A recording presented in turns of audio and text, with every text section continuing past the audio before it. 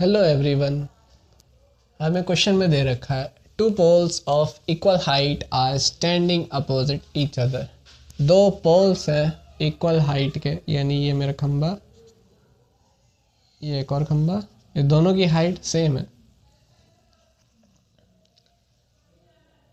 Standing opposite each other, एक दूसरे के अपोजिट मतलब आमने सामने खड़े हैं। जैसे ये देखो आमने सामने खड़े है ना। On either side of road, दोनों एक रोड के एक एक साइड पे खड़े, ठीक ऐसे लगे हुए। Which is 80 metre wide. 80 metre wide, wide मतलब चौड़ाई, चौड़ाई यहाँ पे रोड की दे रखी, ठीक है, खंबे का कोई लेना देना नहीं इसमें। ये जो रोड है 80 मीटर की क्या है इसकी चौड़ाई, तो जितनी ये रोड है चौड़ी उतनी ही इन दोनों के बीच की आपको डिस्टेंस माननी होगी। फ्रॉम अ पॉइंट, सॉरी हाँ, ये विच इज 80 मीटर वाइड, जो कि 80 मीटर वाइड है। From a point between them, इन दोनों के बीच में एक पॉइंट लेना है। सपोज यहाँ एक पॉइंट ले लिया। ऑन रोड, एंगल रोड पे लेना है between them. Angle of elevation of top of poles are 60 and 30 degree. अब इस पॉइंट से इसका एंगल ऑफ एलिवेशन और इसका एंगल ऑफ एलिवेशन हमें दिया है 60 और 30 डिग्री करके। हमें पता करना है find the height and distance between them, इन दोनों के बीच की डिस्टेंस बतानी है और इन दोनों के बीच की हाइट भी बतानी है। अगर देखो ध्यान से देखो, ये तो प्रेजेंटेशन हो गया क्वेश्चन का। अब बात करते हैं डायग्राम की। तो दो ऐसे पोल्स बनाओगे, दोनों रोड पे परपेंडिकुलर होंगे। ये डिस्टेंस तुम लोग को पूरी कितनी दी है, 80 दे रखी है ना। जितनी वाइड रोड है उतनी डिस्टेंस दे रखी है। सेम हाइट क्या है, तो हमने दोनों को बराबर बनाया है, एच ले लिया दोनों को हाइट इनकी। अब देखो रोड पे एक पॉइंट लेना है और उस पॉइंट से जब देखना है तो एक को तो 60 डिग्री बनना है, दूसरे का 30, जबकि दोनों बराबर हैं हाइट में।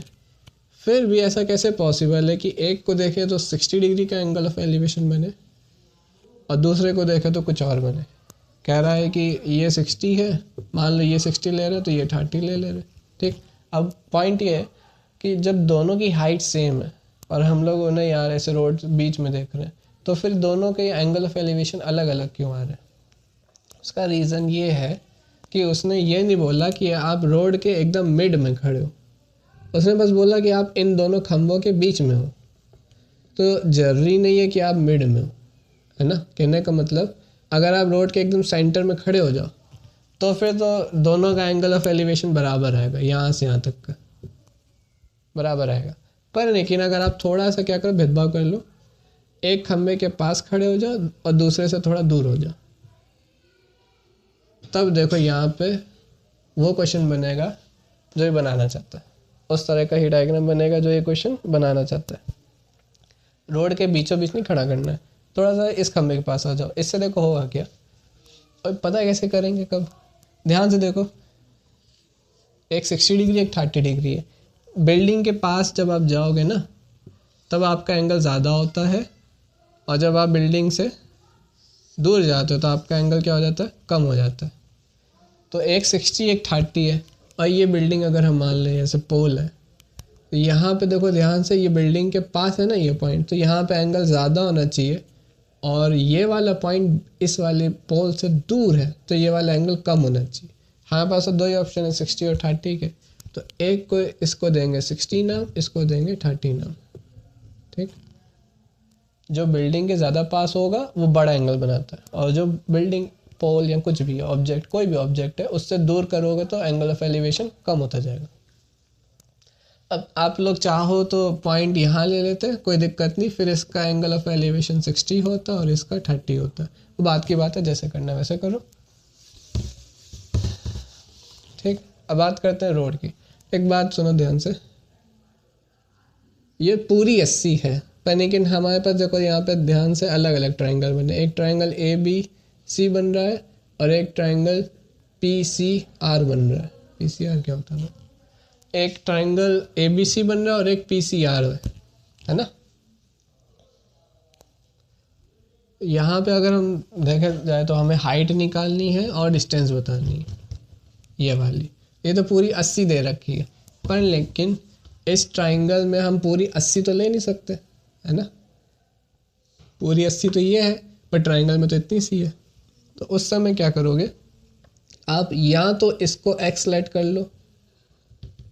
अगर इसको x सेलेक्ट करते हो तो बची हुई रोड कितनी हुई, बची मतलब बची कुची मतलब वही, मतलब कि कितनी बच रही है। आपने x मीटर ले ली ये वाली, तो अब ये कितनी होगी, 80 में से अगर x मीटर घटा दे तो ये आ जाएगी बची हुई रोड, है ना।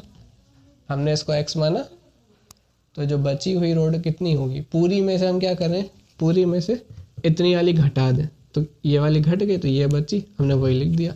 80 में से 100 घटा दी, 100 कह रहे हैं, 80 में x माइनस कर दी। ठीक, अब एक और चीज़ सुनो, ऐसा नहीं है कि आप सिर्फ इसी को x सेलेक्ट कर सकते हो। अगर बाई चांस इसको x सेलेक्ट करते, ये बड़ी वाली को CR को, तो फिर क्या होता। अब देखो ध्यान से देखो, ये बड़ी है और ये छोटा पार्ट है ना, सॉरी कुछ नहीं, ये अगर आप इसको x सेलेक्ट करते तो अब ये छोटी वाली क्या हो जाती, 80 माइनस x हो जाती। जो चाहे कर सकते हो, कोई दिक्कत नहीं है। ये x सेलेक्ट करना ये करो, ये x सेलेक्ट करना ये करो, पर बात ध्यान ये रखना कि इसको y मत सेलेक्ट कर लेना, है ना। अगर आप सोचो कि इसको x ले लें, फिर इसको y ले लें, फिर दोनों का x और प्लस कर लेंगे बाद में y करके, दोनों की वैल्यू निकाल के, तो वहाँ पे क्या दिक्कत है, वहाँ पे ना 2 वेरिएबल का केस बन जाएगा। 2 वेरिएबल के केस के लिए कम से कम 2 इक्वेशन हो तो सही रहता। अब इस क्वेश्चन में 2 इक्वेशन बनेगी, फिर उसको सॉल्व करोगे, इससे अच्छा क्या, एक ही वेरिएबल ले लो, एक ही वेरिएबल से काम हो जाएगा। तो अब फिलहाल हम लोग BC को x लेते हैं और ट्राइंगल की बात करते हैं, ट्राइंगल ABC की हाइट निकालनी है, बेस लेट किया है, यानी P और B का कॉम्बिनेशन किस में देखने को मिलता है, tan थीटा में। थीटा की जगह 60 लिख देते हैं। h अपॉन b कितना है, x, इसकी वैल्यू √3 इजिकल्स टू h/x। हाँ देखो एक और चीज़, एक और वेरिएबल हमारे पास है हाइट। अगर हम h भी ले लें, x भी ले लें, y भी ले लें, तो क्वेश्चन टफ हो जाता है, सॉल्व भी ना होता शायद फिर। अब होता कि नहीं होता, पर टफ हो जाता है। तो इसलिए हम लोगों ने सिर्फ x ले लिया और एक को 80 माइनस x ले लिया। अब देखो यहाँ से एक ये चीज़ बन के आ गई हमारे पास। यहाँ से चाहो तो h की वैल्यू निकाल लो या x की, जिसकी जो मर्जी हो आपकी, तो ये हो जाएगा x √3, h की वैल्यू आ गई। अब अपना ट्राइंगल, इसको इरेज करते हैं, इसका काम नहीं, इतनी मेहनत से बनाया था ट्राइंगल P। अब लेंगे PCR को, या फिर बोल दो PRC बोल दो। उसमें भी tan थीटा लगाते हैं, क्योंकि ये परपेंडिकुलर और बेस का कुछ काम करना है, तो tan थीटा लेते हैं। थीटा की जगह लिख देंगे 30 डिग्री। P तो हम लोग का h है, बेस कितना है 80 माइनस x करके। अब यहाँ पे tan 30 की वैल्यू 1/√3, क्रॉस मल्टीप्लाई है।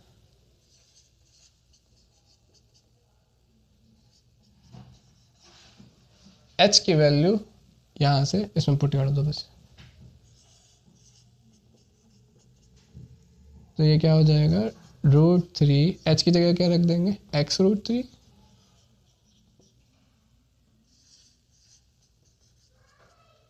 √3 इंटू x इंटू √3। √3 और √3 को मल्टीप्लाई कर दो तो क्या मिलेगा, पहले तो 80 minus x is equals to √3 into √3 क्या देता है, 3 देता है, और क्या बचा x इंटू में, तो 3x बन गया। अब इसको इधर भेज देंगे 4x, 80 is equals to 4x, x की वैल्यू क्या आ गई 20, यूनिट क्या रहेगी मीटर, तो 20 मीटर हमारी क्या आ गई x की वैल्यू।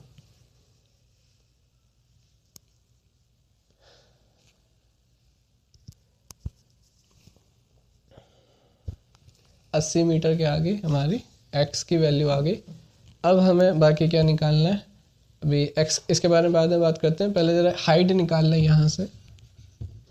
एच इजिकल्स टू क्या कहता है, x√3, एक्स की वैल्यू है 20 और √3 की जगह √3 रखा रहेगा। हाइट कितनी आ गई, 20√3 मीटर में।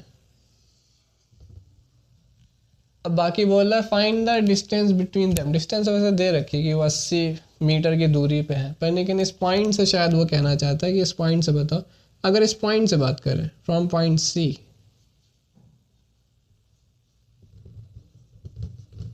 और जो पोल है ए बी वाला हमारा,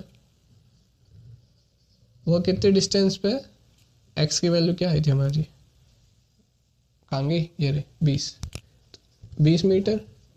और सी से ही इस पोल की दूरी जो पी आर है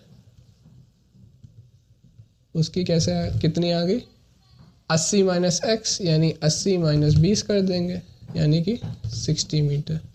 तो इस पॉइंट से इसकी दूरी 20 आ गई, इस पॉइंट से इसकी दूरी 60 मीटर आ गई।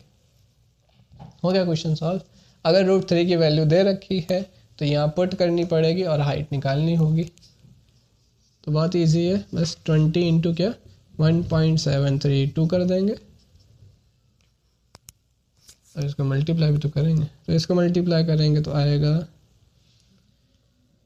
46413,